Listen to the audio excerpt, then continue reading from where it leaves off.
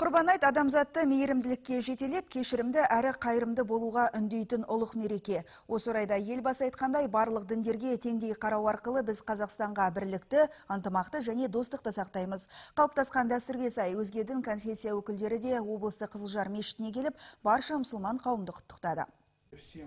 Халқымыздың сан ғасырдан бергі саналы ғұмырында рухани тірек болған асыл дініміздегі айтулы мереке Құрбан айт мейрамы айрықша аталып келеді. Бұл мереке ұлттар мен ұлыстарды бірлік пен игілікке, мейірім мен кешірімге бастаған мүбәрак мейрам. Елімізде қай мереке болмасын, өзге ұлт өкілдерінің қатысуынсыз өтпейді. Биылда православ және католик діндерінің өкілдері мұсылман қауымын айтулы мерекемен құттықтай келді.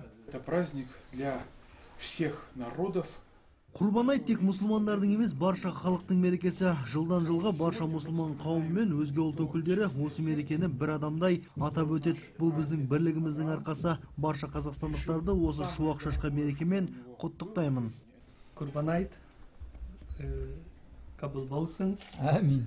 Поздравляю всех мұсылман. Құрбан айт қабыл болсын. Барша католиктердің атынан сіздерді осы қасиетті Құрбан айт мерекесімен құттықтаймын. Баршаңызға денсаулық, бақыт тілеймін. Ал облыстың бас имамы Кенжетай Байкеменұлы келген қонақтарға шексіз алғысын білдіріп, барша мұсылман қауымды ұлы мерекемен құттықтады. Православияның өкілдері келіп, сіздер болып, біздер болып, осы ұлтаралық, дінаралық келісімді нығайтып, мінекей осы Қызылжар өңірінде өте бір жақсы қарым-қатынаста жүрміз.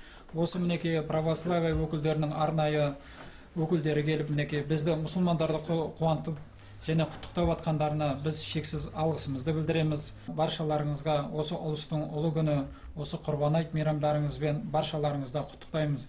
Бұл мейрам көпшілікке жәрдемдесу, мұқтаж жандарға қол ұшын беру сияқты адами құндылықтардың артуына да өз үлесін қосады. Айта кеткен жөн, айттың 3 күнінде облыстың Қызылжар орталық мешіті мерекелік жарыстар ұйымдастырып, жетім балаларға арнайы дастархан жаяды. Тоқтар Ғалым, Қуаныш Қазбеков, ақпарат.